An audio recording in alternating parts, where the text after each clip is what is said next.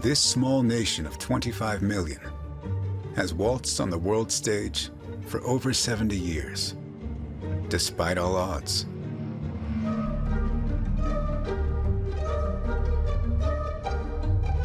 The key to North Korea's survival is totalitarian control and a hereditary bloodline that dictates the next leader.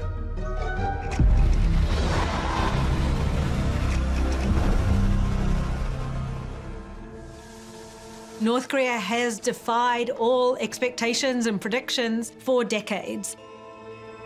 Their system is one that, by rights should have collapsed decades ago. It survived the end of the Soviet Union and the move of China into becoming a capitalist powerhouse. There was a huge famine that was debilitating in North Korea. In one of the few remaining communist and military dictatorships in the world, there are three constants. A Kim has always ruled. Anyone questioning their rule is swiftly killed or sent to hard labor. And any influence or knowledge of the outside world is prohibited.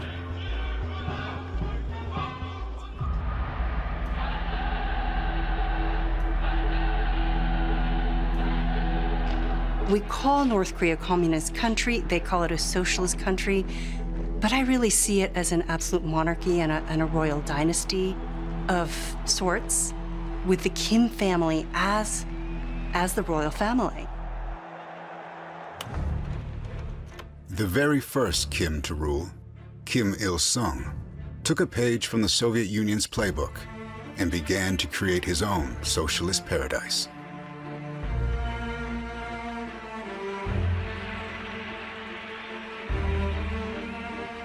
Kim Il-sung was installed as the president of this newly formed state of North Korea in 1948. And he was supposed to be a kind of lackey for Joseph Stalin there in North Korea. But he very quickly set about developing a cult of personality around him that was independent of the Soviet system in a way that worried even the Soviets in the 1960s. They went well beyond anything that even Stalin did. But they also borrowed very heavily from other traditions in the region. So they borrowed Confucian traditions from China that had prized hierarchy and maleness, seniority there. They also took some parts of the Chosun dynasty that had been the last kind of imperial system on the Korean peninsula before then. They also borrowed quite heavily from Christianity. So he kind of picked and chose from all sorts of traditions to create a whole new kind of cult of personality that he thought could kind of gain a following in that area.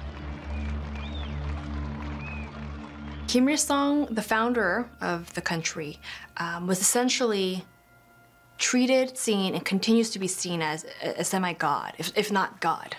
And this all falls within the Kim Il-sung-ism. It's essentially a religion. So people pray to him, they thank him, and he is their god. And according to the state ideology, or the myth, the belief, this bloodline comes from the Baekdu bloodline. It's an origin story for the ages. They claim the Kim bloodline emerges from a holy mountain on the Chinese border, Mount Baekdu. Starting with Kim Il-sung, then his son, Kim Jong-il, and now grandson, Kim Jong-un, all claiming the divine right to leadership. This bloodline is extremely important. That's how they have the legitimacy to rule, mandate to rule. I don't think anybody else from outside of this bloodline could truly rule North Korea and have legitimacy in the eyes of the public. Kim Il-sung built a cult of personality with a propaganda machine that saturated the entire society.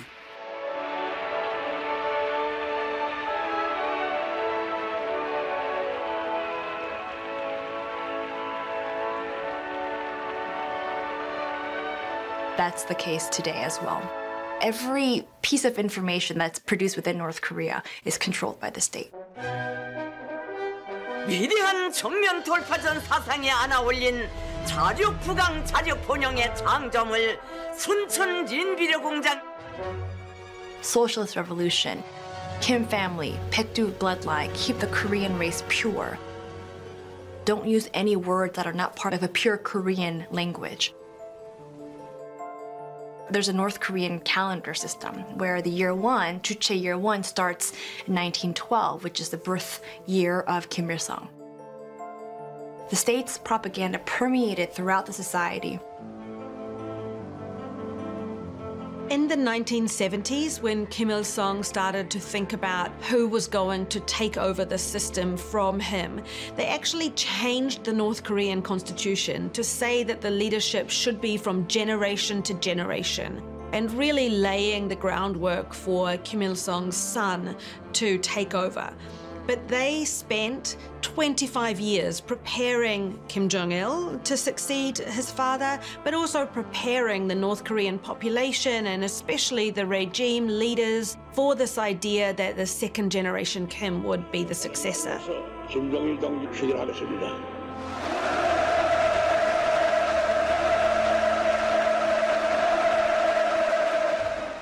We have to recognize that in North Korea, there's only been two successions. From the founder Kim Il-sung to his son Kim Jong-il in 1994.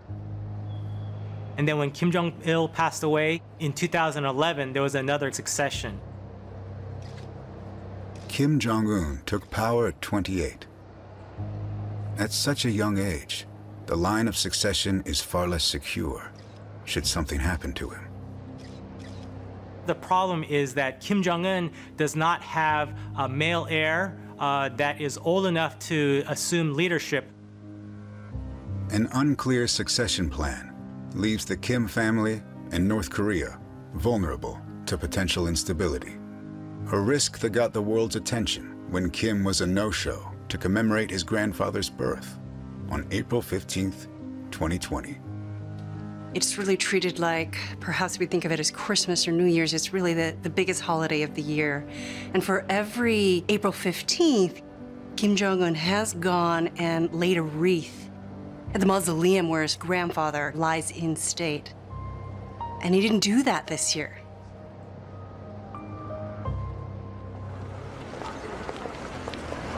His absence compounded by the fact that he was not seen in public for another 2 weeks ignited a firestorm of press. There was this one North Korea-related news website in South Korea that reported that Kim was missing. Not necessarily he's dead, but something was wrong with his health.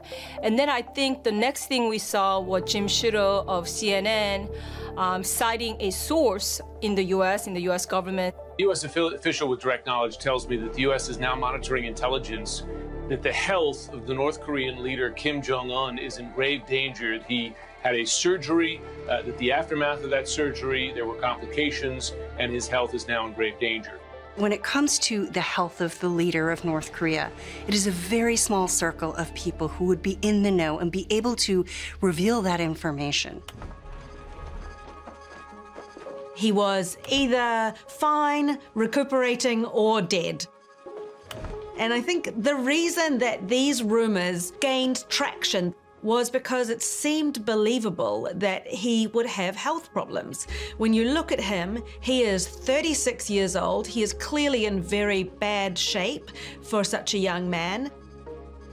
South Korean doctors who have analyzed his appearance and his breathing and things have said that he appears to have a body mass index of about 45, which would make him morbidly obese.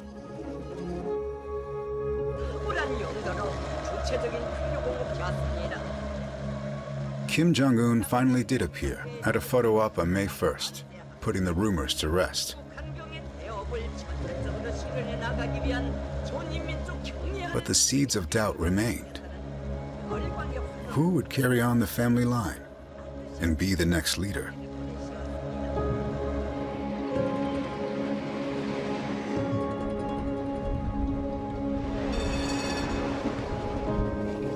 With a regime that controls nearly every aspect of civilian, government, and military life with precision and force, it became apparent that there was no succession plan.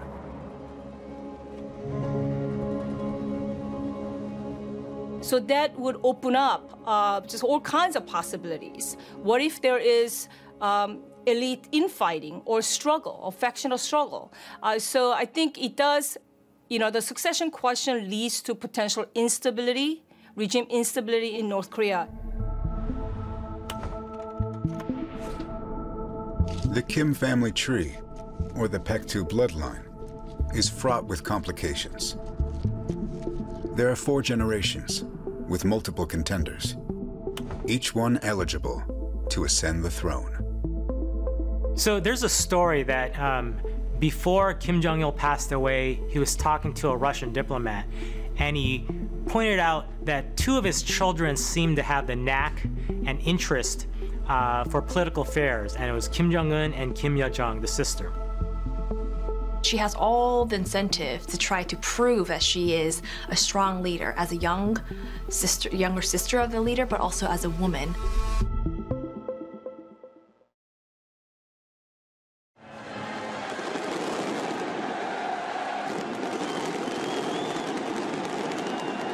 Kim Jong-un has supreme confidence in his sister, Kim Yo-jong. She is the person he trusts most of all because she has that same interest in this system continuing for decades to come. Early on, Kim Yo-jong was appointed an alternate member of the Politburo, only the 2nd woman to receive that title. The first, her aunt, Kim Kyung-hui.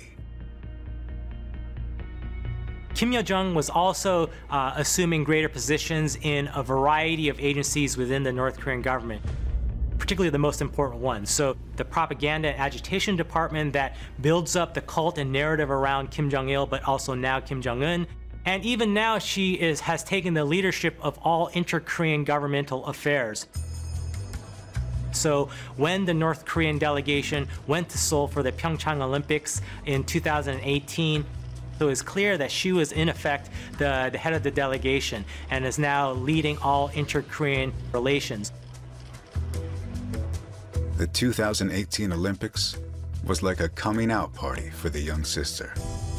The South Korean public and media went mad. This is the first time really seeing her and someone from the regime. They were scrutinizing her looks. They liked the way she held up her chin. They thought she looked somewhat like a royalty, a little bit proud. They liked how she was wearing a simple ponytail, to her makeup. Everything about her was scrutinized in South Korea, and she was quite popular. They thought she had the right image. So she played a very important role in softening up the image for her country, for her brother, for herself. It was an interesting opportunity for us to see what she was like. Until then, to be honest, I had seen her. She really was on the periphery, darting around behind the scenes. And so it was interesting to see her step into that role and play more of a diplomatic role as envoy on behalf of her brother.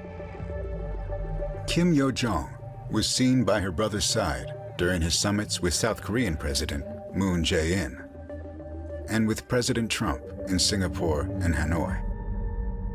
The truly amazing thing about the brief period of diplomacy that we saw in 2018 was the willingness of both Kim Yo-jong and Kim Jong-un to be portrayed live and to step out of their comfortable, protected cocoon and to step into the rest of the world, the outside world, where anything could happen. So this is a very clear departure from his father, from their father, who was notoriously shy of any kind of public appearance that wasn't staged.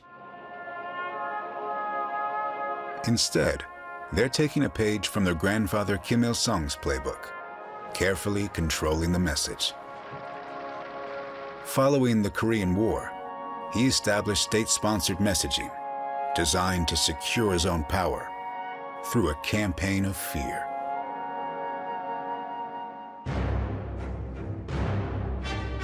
The propaganda script was a simple lie. Imperialist Americans invaded once and will do it again. And only he can protect the country. North Korea has very strong concerns about a hostile United States. For example, they know that President Eisenhower was contemplating the use of atomic weapons in North Korea if China and North Korea were to reinvade after the armistice.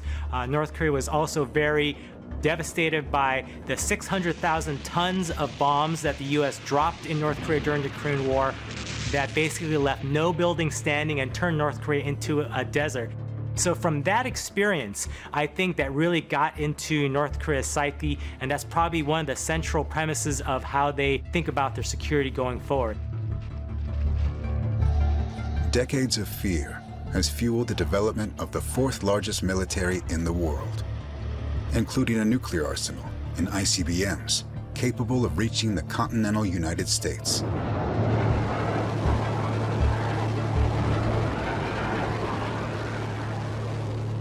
And at the helm of it all is the Kim family dynasty.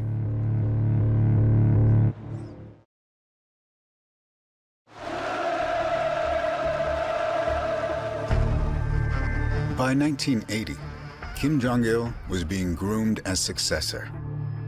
As head of propaganda, he used the office to write himself into the origin story, alongside his father.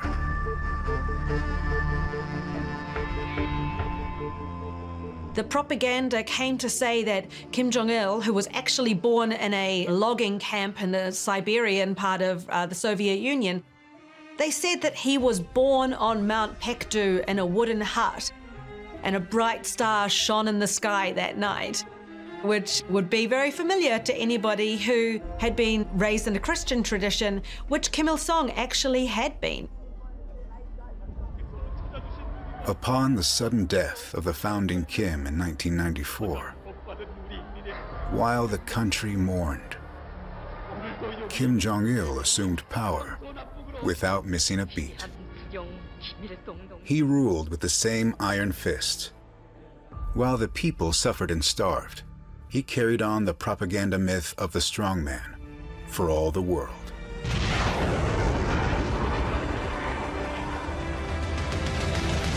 Then, over a decade into his reign, he mysteriously disappears from public view.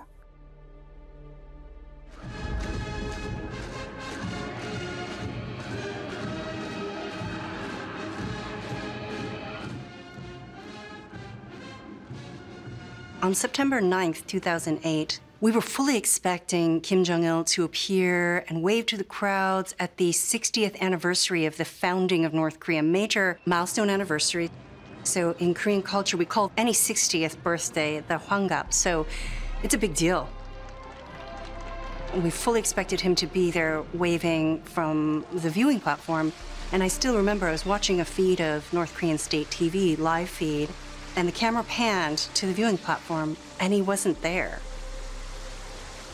He had suffered a stroke, was perhaps in a coma, but we wouldn't know for weeks. And so that goes to show how hard it is to get any information about North Korea. The whole regime realized they needed to turbocharge the succession plan. So from then on, we saw Kim Jong-un, the third son of Kim Jong-il, being rolled out as the natural heir apparent to this dynasty. And the way they did this was really by emphasizing the bloodline. So they started really hammering this line that Kim Jong-un had this Paektu blood flowing through his veins and that he was uniquely qualified to be able to lead the North Korean regime. And so this is how Kim Jong-un today claims legitimacy to lead. This is the reason why Kim Jong-un rides those white horses on Mount Paektu. He wants to remind everybody that he has this claim that very, very few other people do.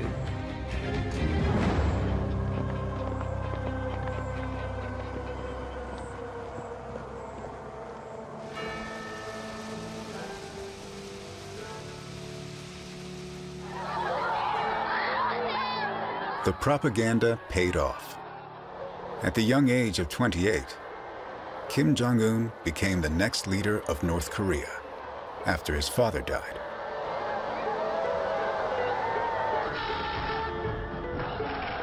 But the fact remained. He had very little experience, and that made him vulnerable. In a military dictatorship, the person who controls the money and the weapons is the leader. Military credibility is considered essential for that role.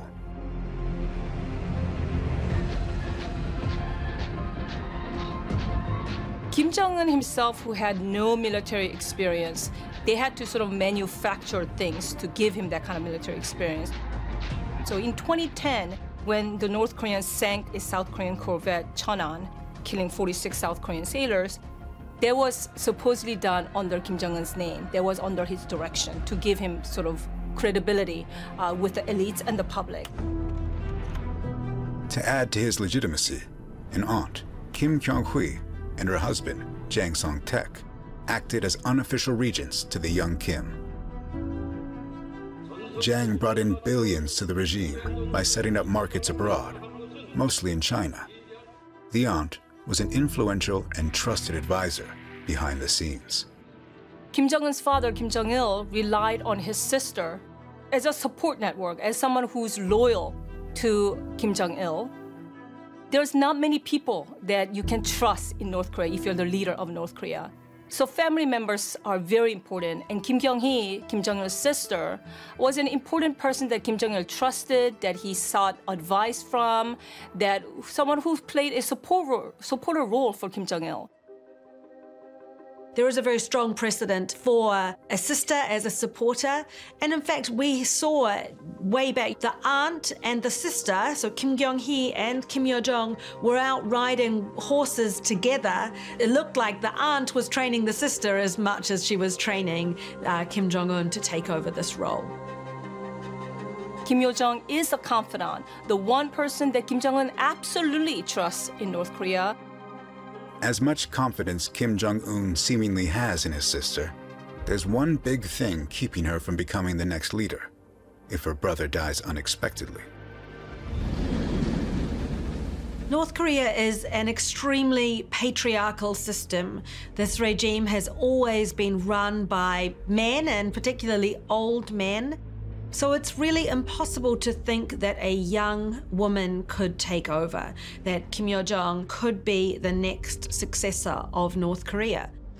But having said that, it's also impossible to think that she wouldn't take over, because there just really is nobody else in the family who has any kind of public profile, any kind of prominent role in the regime, and who would be able to step into that top leadership role in the way that she could. I truly believe this back to bloodline, which is so important, trumps this patriarchal society. So I understand this patriarchy is important, it's a male-dominated society, and there's no doubt about that. But what's more important to rule? What do you need to have to rule North Korea? You need the bloodline.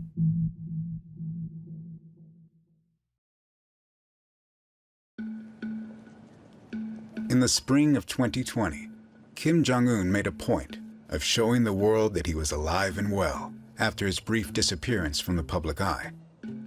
Still, the world speculated who could be the next successor.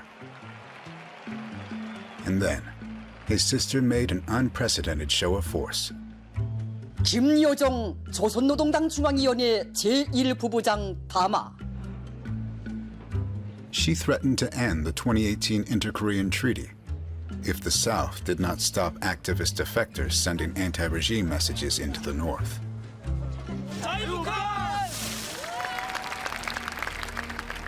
Kim Yo-jong said some very harsh and disparaging things about the Moon administration.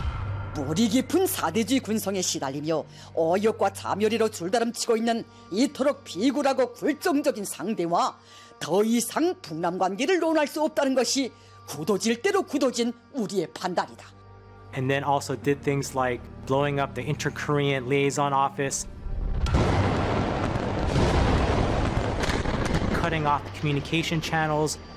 It's also very telling that she basically said that she is giving the North Korean military permission to come up with next steps for, being aggressive against South Korea. 배신자들과 쓰레기들이 저지른 죄값을 정확히 계산하기 위한 단계별 대적 사업 기획들을 심의하고.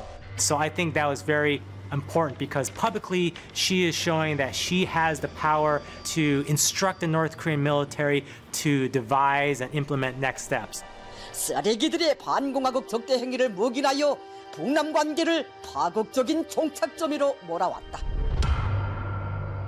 That is a part of Kim Yo-jong being groomed to exert control over the North Korean military if there were a problem with Kim Jong-un. The Moon administration acquiesced and placed restrictions on activist defectors. Nothing that's coming out of North Korea is sort of haphazard. They have thought this through. I think Kim Jong-un has in his mind grooming his sister, and this is sort of the start. She needs to show that she's tough, she has what it takes, that she can be tough against the South Koreans, she can be tough against the Americans. So I think more provocations will come out of North Korea, and it will have Kim Yo-jong's name on it. But she is walking a tightrope, because even trusted family members can get on the wrong side of the regime. When Kim Jong-un took power, he saw threats everywhere. There were hundreds of purges and executions of anyone Kim saw as a threat, mostly old guard loyalists to his father. 1 year into his reign, he had his own uncle, Jang Song-taek, killed for amassing too much power within the system. He was taken out. There were bleachers set up so that regime officials could watch as he was shot, I believe, with an anti-aircraft gun in front of this audience to send a very powerful deterrent message to anybody who might think about, rivaling Kim Jong-un for the leadership. In Kim Jong-un's mind, his older half-brother, Kim Jong-nam, posed the next threat. Kim Jong-nam showed absolutely no desire whatsoever to take on that leadership role. He had been critical of the system. He had been living outside of North Korea for about 15 years. In terms of Kim Jong-un's paranoia and his desire to kind of shore up the system and make sure that his core family and him in particular was fully in charge, this is the reason why he had his own half-brother, very brutally assassinated in full public view of the security cameras in Kuala Lumpur airport. Both of these were very strong messages to members of the Kim family and members of the elite, that you either play along and you do what Kim Jong-un says, or he will make sure that you pay the price. And so those were both incredibly chilling messages that would not have been lost among the elites as well as members of the Kim family. After half-brother Kim Jong-nam was murdered, his son, Kim Han-sol, went into hiding. Despite spending most of his life abroad, he still feared for his life. I'm sure Kim Jong-un is looking for Kim Han-sol to get rid of him and any potential future successor. Kim Han-sol is a lot older than his own children right now. So if something were to happen to Kim Jong-un, and if, let's say, the China and the US backed somebody like Kim Han-sol, that could potentially happen. So I think if I'm Kim Jong-un, he'll be, Kim Han-sol is in danger. My father has been killed a few days ago. I'm currently with my mother and my sister. And, we hope this gets better soon. It's a real-life Game of Thrones. Next up on the family tree, the globe-trotting, concert-going older brother, Kim Jong-chol. He's not a credible person from the elite's perspective, because you want a strong leader. And he was already considered, Kim Jong-chol was already considered to be not a strong leader who is uninterested in politics, who's a music fan, who's too effeminate. With no other male siblings in the running, another potential challenger within the bloodline is the uncle, Kim Pyong-il. Kim Jong-il was a half-brother of Kim Jong-il. They had different mothers. So Kim Jong-il presents a very interesting case. He is a member of the Kim family who bears the Paektu lineage. His father is Kim Il-sung. He looks similar to Kim Il-sung. And I do think Kim Jong-il saw him as a competitor for the throne. Kim Jong-il, however, he won the battle for leadership and sent Kim Jong-il overseas as a diplomat. And Kim Jong-il spent decades overseas. In a surprise turn, Kim Jong-un recently recalled his uncle to Pyongyang. No one is sure why. Who knows why Kim Jong-un brought his uncle back to North Korea? I think the real reason is to make sure that Kim Jong-un does not defect and that Kim Jong-un can keep a tap on him. A clear line to the next leader remains uncertain. Such a void could lead to chaos.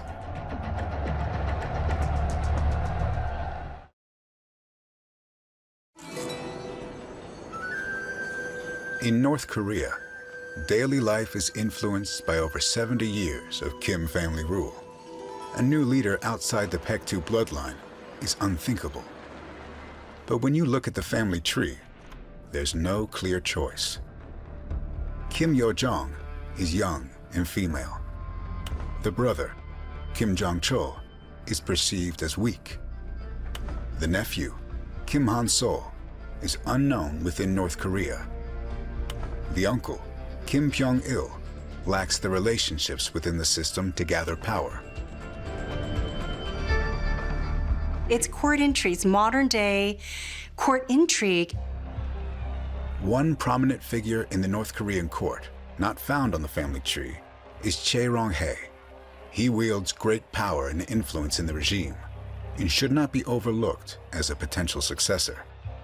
He spent some time in the military, but really he's been a bureaucrat for the last 30, 40 years. He's the first vice chair of the State Affairs Commission and widely recognized as the #2 in command in North Korea. Chae Young-hae is political royalty in North Korea. He comes from the perfect lineage for a North Korean official. His father, Chae Hyun, fought alongside Kim Il-sung, fighting the Japanese. And so he has what they call that partisan street cred. And so he has that political heritage and ancestry.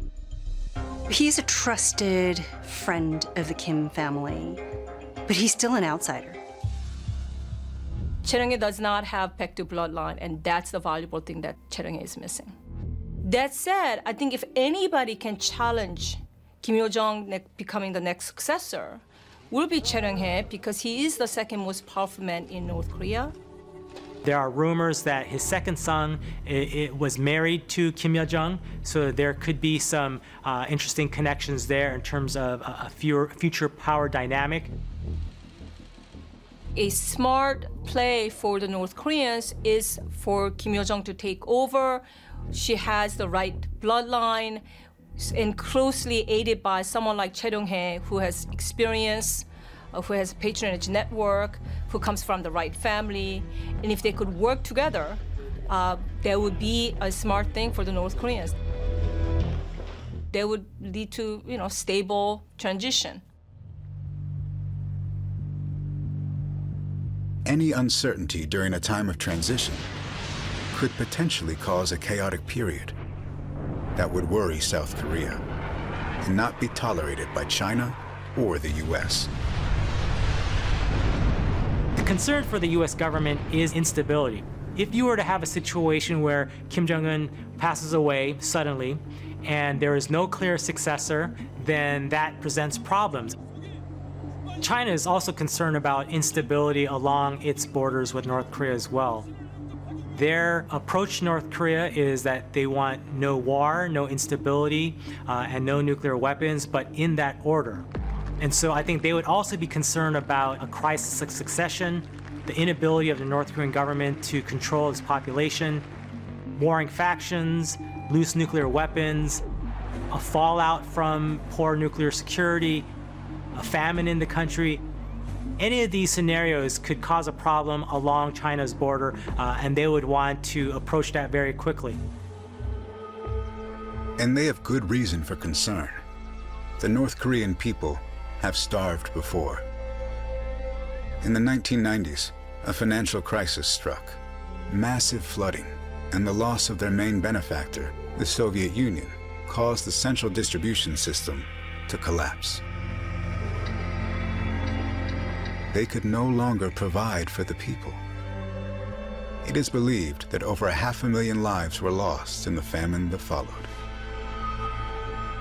The North Korean people realized that they couldn't rely on the North Korean government anymore. They had to basically rely on themselves. And so they started foraging for food. They started to sell anything that they could get their hands on, make stuff and sell them in the new markets that were popping up across the country. And basically this resulted in survival entrepreneurialism on a mass scale.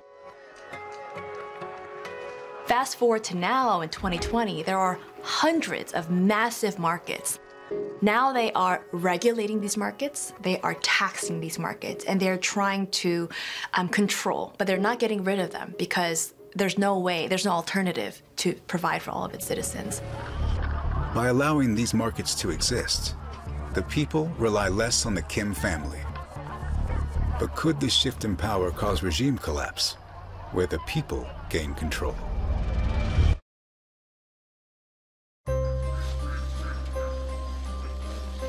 Every aspect of North Korean life is so tightly controlled, the outside world is not to be known or seen by the vast majority of citizens. But that is slowly changing.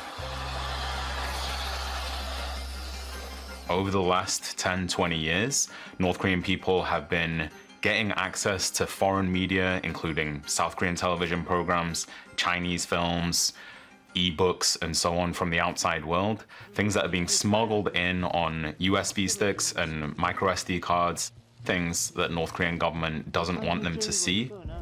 And once the North Korean people learn things and know things about the outside world and their own country that the North Korean leadership doesn't want them to know, they can't unlearn them. And, you know, curiosity is an idea that can't be killed.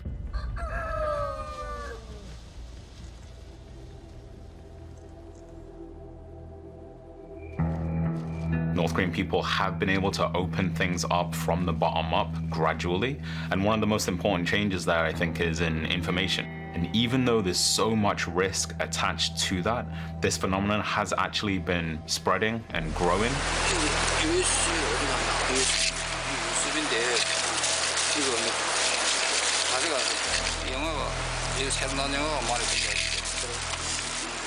It makes them question certain fundamental things that they've been taught from an early age.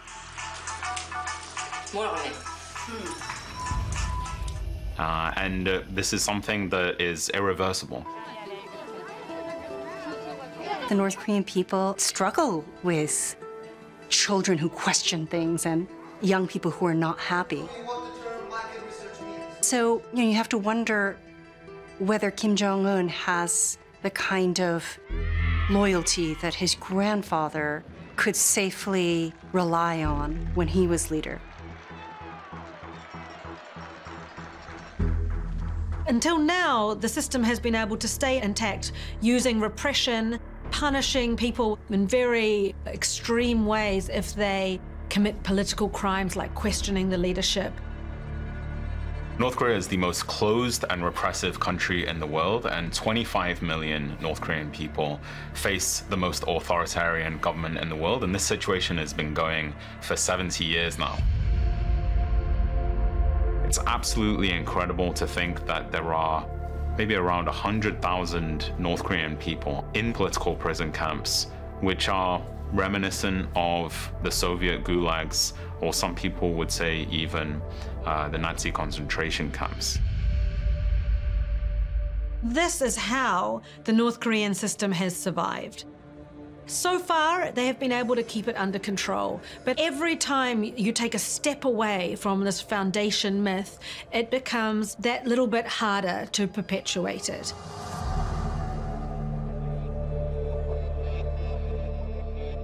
Eventually, we could see history repeat itself in North Korea as it did in other parts of the world, which is groups of people who are like-minded in a shared pursuit of achieving a better society, happier society, a freer society for its people.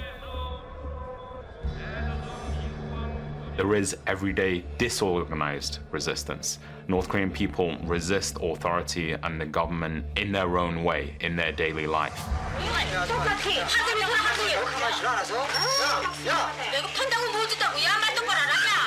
And as that builds, it maybe creates the seeds for civil society space, more cooperation between people, and just more spread of subversive ideas and desires for the future.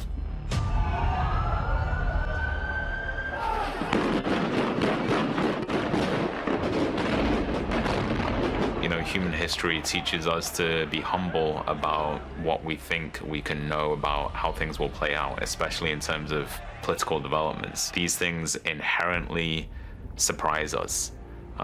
Countries are stable until they're unstable. I think we're not going to see anything similar to Pyongyang Spring or Pyongyang Square anytime soon. And this is mainly because the deterrent measures, the punishment mechanisms is just so effective. And North Korea is, as a dictatorship, they get an A+. They are an incredibly effective dictatorship. No one is immune from being used by the state, being exploited by the state, or being assassinated by the state. I've asked people who've escaped from North Korea about why there is no kind of people's uprising, why there is no revolution in North Korea. They all point to this. They say that if you disagree with the system, you try to escape from it. You don't try to change it from within. For those who opt to escape, the chosen path is often through China. Guided by an underground network, constantly fearing detection, pushing themselves to exhaustion. It's an arduous path to freedom.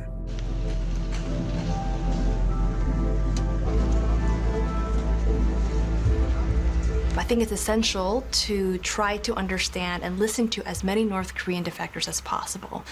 Because the regime and all the heinous, brutal ways that the regime maintains to keep the society as it is one thing. But at the complete other end of the spectrum of trying to understand North Korea as a whole are the people who live it and the people who overcome such repressive life. So where is the tipping point in North Korea? What is the moment where the people of North Korea say, we've had enough with living in this system of lies. We know the outside world is richer and, freer, and we want some of that for ourselves. For the Kim family, maintaining control is a delicate dance. Their dynasty has ruled for over 70 years. And the key to its ongoing survival is succession. I think we have many years before we'll see that issue come to a head. Perhaps it'll come sooner than Kim Jong-un would like. But he is banking on the idea of it being decades before he hands power to the next generation.